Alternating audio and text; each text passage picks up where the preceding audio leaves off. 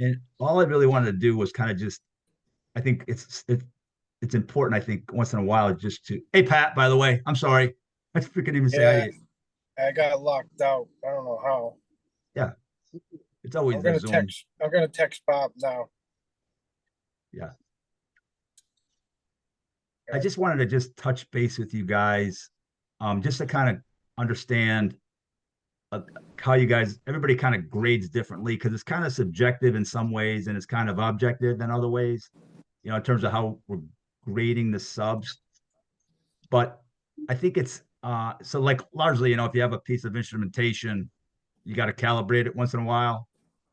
And I kind of just want to see like in your judgment, what you give for scores and how you think through it, right? So just to give you a little background on this, because I don't know if Kevin, you've ever seen it. This is all the scores since I think we started doing it back in 2022. And I know I always have Pat in the back of my head saying, "Are we going to use these numbers? What are we doing it for?" So I'm more and more, trying to figure.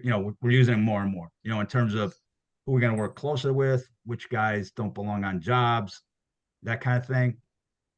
So over the course of 2 or 3 years of you guys doing it, the average score has been a 14 out of 20, where zero means you can't do anything right, and 20 means you do everything perfect, right? And the subs, I think right now we've you guys have graded.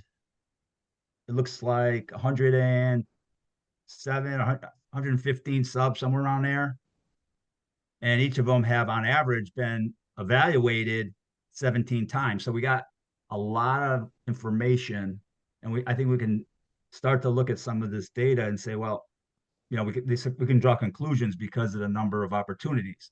The total number of times that you guys have rated the subs is about almost 2,000. That's pretty significant. Right? I don't think anybody's doing. That's pretty good. That's really good actually. So the idea is to use that data, like in terms of when we want to go to the next step with lean, being taking the top guys, the ones that are always high scoring from all of you, and being able to work a little closer with them, in terms of um, teaching them a little bit more lean kind of stuff so they can run their business with it. One of the things that Todd's talking about too is I think lean in construction is usually a really big thing. A lot of people involved, ballroom with sticky notes on the walls. And between Pat and I'm going to throw Cliff in there and Ange, we've kind of made our own, right? And I think for small firms, it's very unusual. You guys might be the best at it for your size because the other companies have huge resources. We've learned a lot, with it, and I think a lot of it's been trial and error. Like the latest one is, and I get this from Pat, was listen, we don't really need to have a project manager in the middle. Like the conductor of the orchestra is the super, right? And the super can make all the decisions in terms of the pull plan, in terms of how things run on the job, and you don't need the handoff of having the project manager, right? And luckily, because you don't really only have two, right? Tommy and John, right? So you guys are definitely the conductors of the orchestra, and I think it's wasteful to have handoffs where you're depending on them for certain things. You guys run the job yourself anyway. So and again, guys, all of you guys, do you need to do poll plans?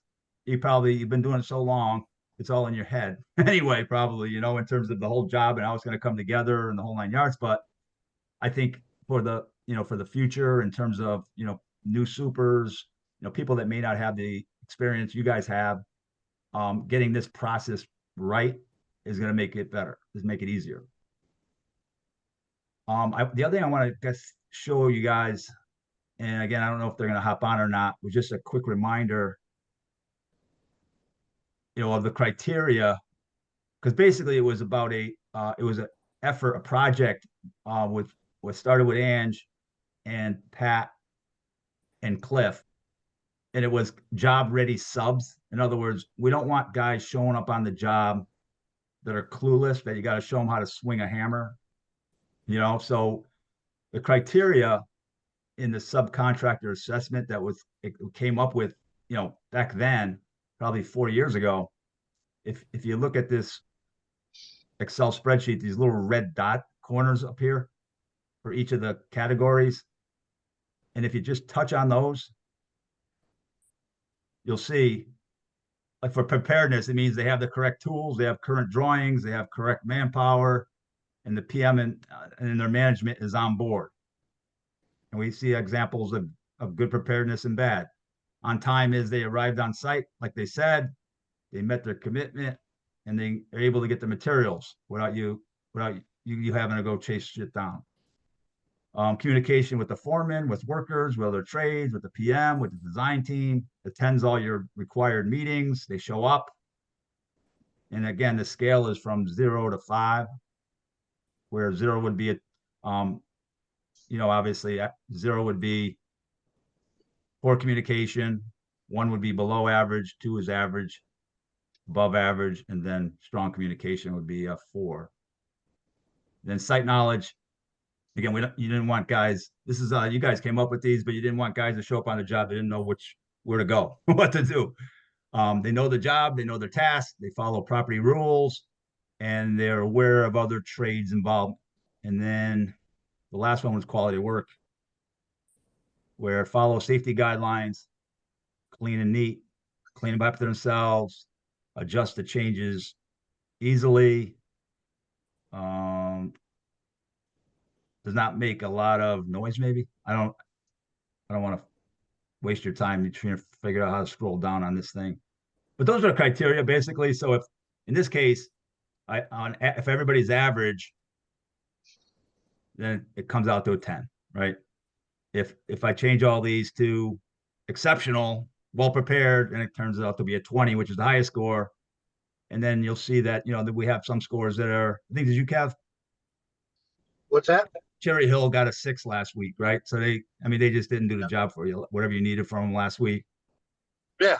It was average, and then they got 1 point here, I think 1 point here, and then 4 points there, or something like that, 2-2-2 or something like that. So, but all I want to do was kind of, and I'm hoping that I can get Bob and Sergio to watch the recording and kind of give me their input too.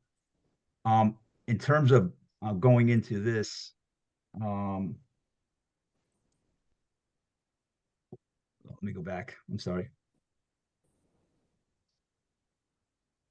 I just want to kind of get your thought process on like for, maybe I can start with you, Pat. Like what's a 0, what's a 2, what's a 4? Well, when they're first starting with you, even let's say they're exceptional that week or whatever, I don't really, I'll say that's average. It's more down the line. You know, their second week, their third week, their fourth, halfway into the job, how are they doing? If it seems like it's a little exceptional, then give them a little higher score. I mean, if they're doing their job, that's if they're doing their job and they're doing good, pretty good work, then I don't know. To me, that's average. They should be doing their job anyways. Like, you know what I mean? That's a job ready sub, right?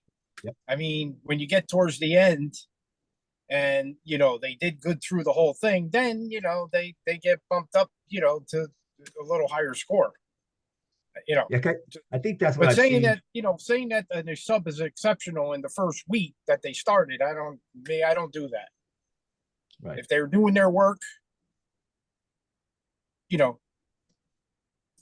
unless it's something really above, I don't know, average, and to me, it's not.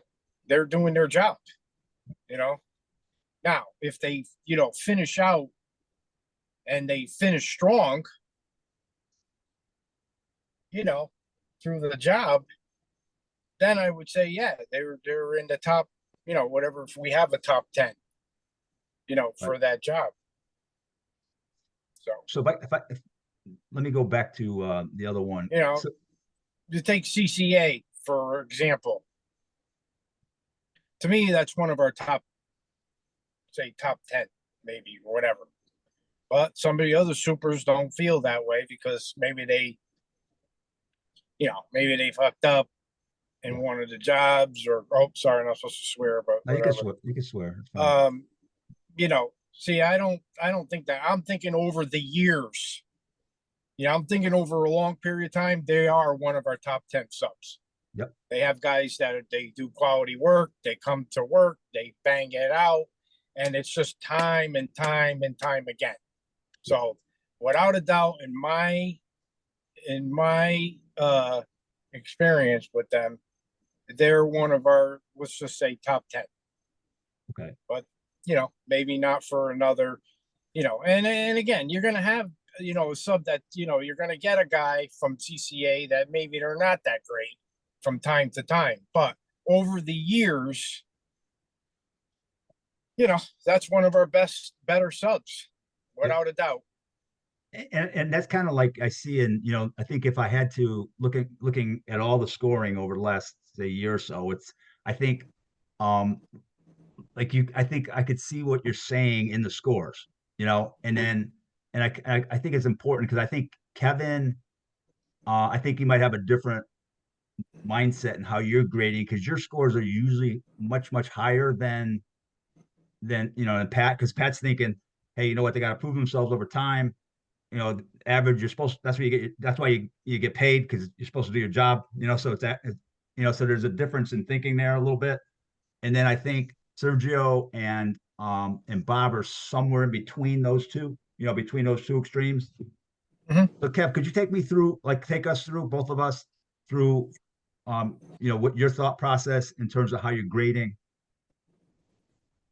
Well, we're grading weekly, so I grade them on that week. I have histories with all these subs, and I've had horrible experiences with them, but I can't hold something against them that happened 10 years ago. If a guy showed up on my job, did his job, that's just how I feel about it. Okay. I mean, that's I'm grading on that week. I mean, and if it changes the next week, he gets a lower grade. I do see that. I see that, I go, uh-oh, somebody pissed off you, didn't show up. I could see those in your scores. You're not asking me to grade them over the lifetime of my contact with them. You're asking me week to week. If they have great weeks, they have great weeks. They have bad weeks, they have bad weeks. And that's why you have an average. Right. I mean, that's how I look at it. I mean, I think Cherry Hill stinks. I wouldn't hire him to grade my front lawn. Yep. I think that's reflected, I think, by everyone, because I think they might be, they're not green, are they? I think when Cherry Hill walks on your job, they think that you're working for them. Yeah. They kind of forget how the system works. Yeah, I think that's I still think we have agreement with anyone that's graded, because you'll see, I think Cherry Hill's got to be in the red, below average. So the red is below 14. The yellows are, maybe they're in the yellows. They're in here somewhere. I don't know if you can see them. Cherry Hill.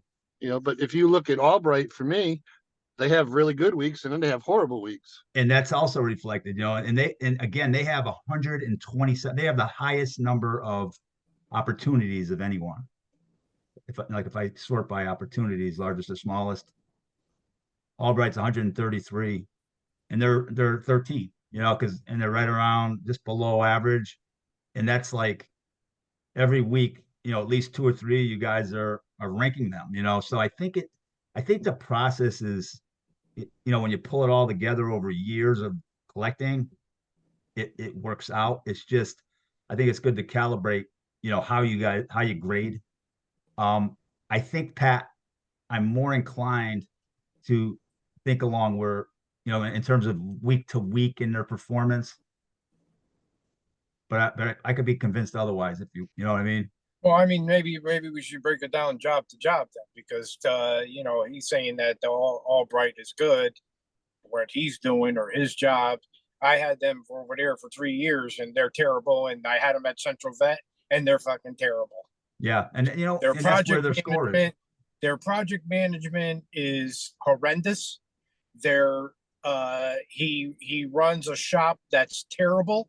he has a revolving door for guys. Nobody wants to work for him. And that's a terrible outcome on the site. Yep. So, but I mean, maybe the other guys, they had good luck with them. But Not really.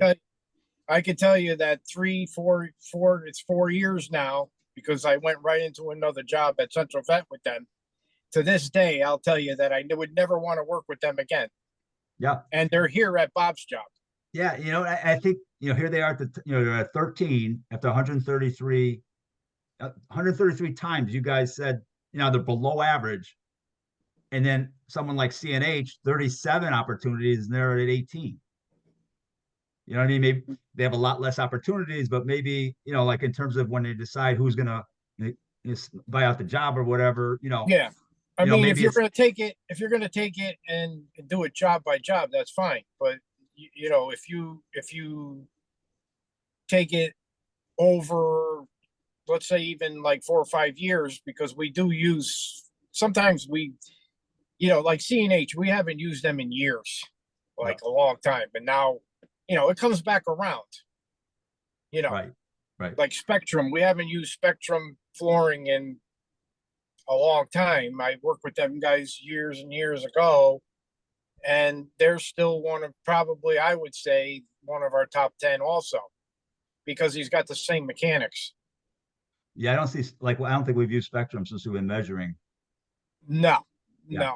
Now, see, that's what happens. It comes back around. You know what I'm saying? Yep.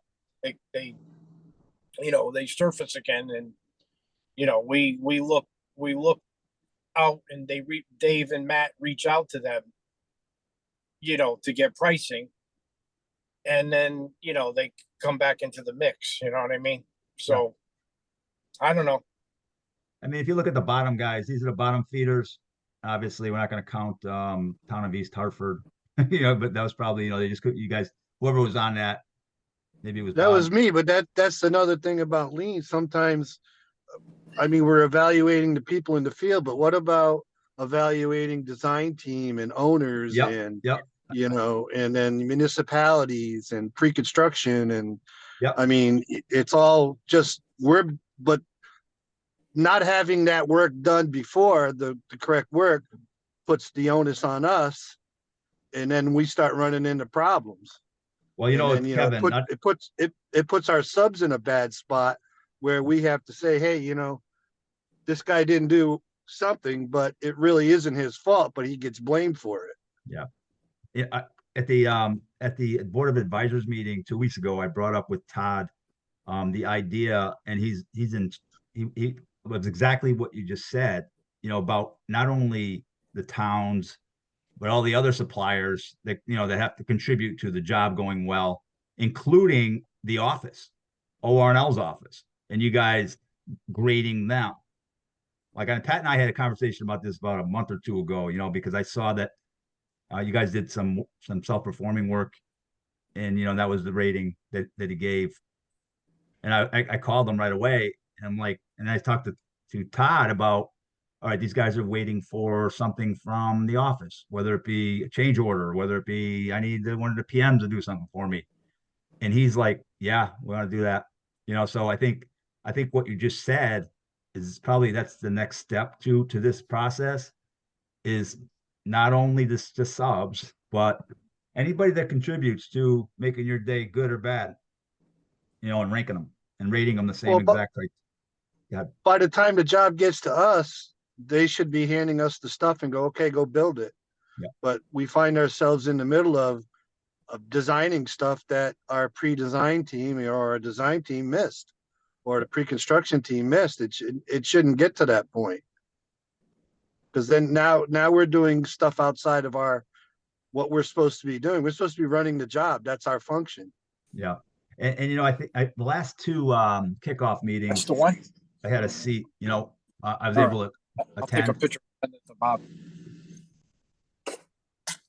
The last two, so the roofing project at Magnus and then the Providence one, because one of my arguments has been, listen, this process has to start way upstream. It can't start you know, when the trailer's in place, you're trying to get stuff done, the demo done. You know, so I think it's only been 2 jobs I've been on the kickoff meeting, but the idea there is being able to look at it ahead of time and see if there's any, you know, any holes in it in the plan before you have to deal with them. You know, because I think everybody likes to do lean until it impacts them. You know what I mean? So, you know, I got Todd's blessing on that, moving it way upstream, and then also, you know, what you guys expect from the office, are they performing like their subs, like their suppliers, just like every other supplier here? Are you guys surprised by any of the reds you see here in terms of who? So What? here's the issue with the average though, Pat, is I don't know if these guys are good here, but they're all, you know, they're all showing as below average because of the tens. J&B, Brothers, Glass. EEI got a 10, right? I mean, they might be in your mind, hey, you know, but because of the way this system is set up, and because, you know, maybe Bob and maybe Kevin might be grading a little bit differently, they're not showing as, you know, in a same light as, you know, some of the ones that are in yellow or green. Like, are you happy with EEI? So 10 is not an average. Well, it is, but I think again, that's why I wanted to get together with you guys. Is like, can we, you know, whatever we agree on is fine. You know, and that means, you know, either you know, you guys grade the same way, you know, because I don't think there's anything wrong with the way you're grading, other than if you like EEI, they're showing as below average for all the subs you guys work with. You know what I mean? Even though they may be better than that, Oh, because I they, see what you're saying. Yeah. yeah, because the other guys are getting higher, they're giving a little bit higher scores, you know. Because I think it's job, you know, it's week by week, which is they did good one week, they did shitty the next week, you know. Is A and W up there? A and W, let me see where they're at. I'm gonna go by alphabetical. Yeah, they're at 12. Okay.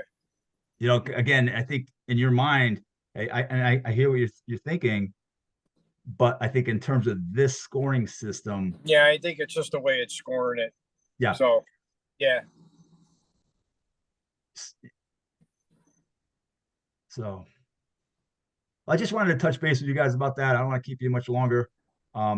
Just kind of calibrating the scoring. I definitely, I think I'm going to send the recording to Surgeon and Bob and John. You know, and just kind of get their interpretation of how to score. Just kind of so we could all be on the same page with it. Mhm. Yeah. So I know the go in all ways, not to keep you any more than half an hour. So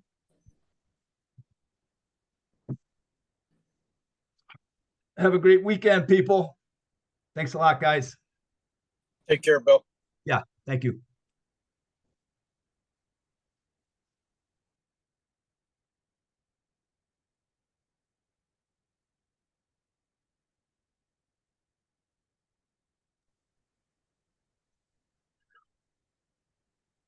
Sorry, I dropped out. Hey, no problem. We just ended. I think I'm going to send you a recording though. Kevin, what I'm going to do is I'm going to send this off, the recording off to Sergio and you know, and Bob and Johnny, and just try to get their, like, how they're seeing it. I think the way you're doing it is probably more what we want week to week. Because I was just showing Pat that there's some really low scoring subs that he likes only because he's, you know, they're average each week 10, you know. Yeah, well, like I said, I just um if I'm only grading for that week, I can only grade them for that week. That's Like I what we said, want. I have histories with a lot of subs, and I can't blame a guy who's on the job now for something a guy who did 5 years ago that Right. didn't help me. You know, that's just. But I think the design team and the pre-construction stuff is really important because we're kind of the end of the line. Yeah, I agree. And we're going to And start grade. if We're I, going to grade that. you know, it's just like building a building. If your foundation is bad, the rest of your building's bad. So, you know, what And might happen is, you know, as you guys are grading, I'm gonna let Bob in, even though we're done. I think you're gonna see as a supplier OR&L. So if, you know, if you have a week where, you know, you're kind of at a standstill because of design defects, then you would score them a 5, you know, or a 10 or an 8 or whatever, you know what I mean? But that feedback has got to get back, you know? And I know it does get back, but I want to get it with numbers, you know, and data. but this is really, it's just a math problem. It's an average. Yeah. It's a ratio. Like I said, if a guy gets a 21 week and he gets a 5 the next week, well, you know, he's at 13, you know what I mean? Yeah. Yeah. That's right. That's 12 kind of and a where half. I mean, that's, yep. you know, I mean, that's all it is. That's how I see it. Maybe I'm wrong. I don't know. No, you're absolutely right. And the idea that over 100 weeks or more, 150 weeks, you know, it's going to kind of fall in place where, you know, you can kind of, it's stable now, you know, you can trust it. It's going to find its own sea level. Yeah. You know, that's just how I see it. Yeah. I don't know. Like I Hey, said, maybe I'm wrong. no. I think that's what that's why I kind of want to put this together today to kind of get on the same page, because I see like really good subs getting low scores. You know what I mean? And I know that week after week, because somebody, like, just the difference of how we're interpreting how to grade. But Bob, I'm going to send you the recording because we're done now. Yeah, that's fine. Yeah. Sorry about that. I had And trouble. I didn't new Yeah. laptop. I didn't know Zoom wasn't loaded. Yeah, you know what I'm going to do though, if you don't mind watching the video and then giving me your feedback on how you grade. Yeah, no, I will. So I'm going to send it along to you, Serge and Johnny. Okay. Okay. All right. Have a great weekend, guys. All right, Thank we'll you. see you. Thank you. Goodbye. Bye.